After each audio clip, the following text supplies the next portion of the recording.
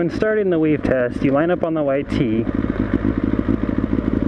and taking off, you move to the right of the first cone, to the left of the second cone, to the right of the third cone, and so on to the end of the course.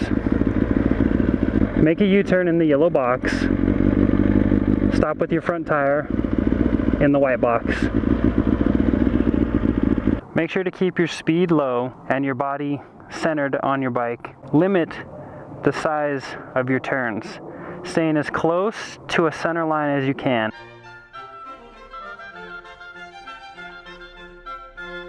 Corner test, it's important to not overcompensate for the turn.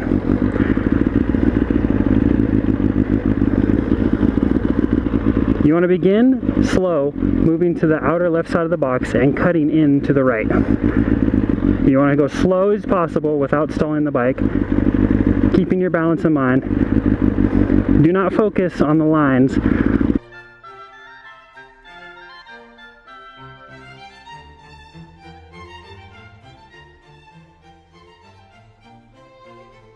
Starting from the white tee, you will accelerate to 15 to 20 miles an hour to the white line.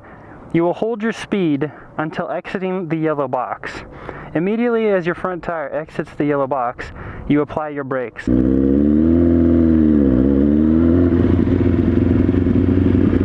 Make sure to apply even pressure to your brakes, front and back.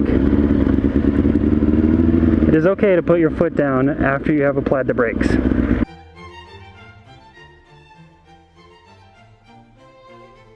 For the swerve test, the 3 cones at the end are to represent a parked car. You accelerate 15 to 20 miles an hour to the white line. It is important to not apply the brakes until you have finished your swerve. You may swerve either to the left or to the right of the cones.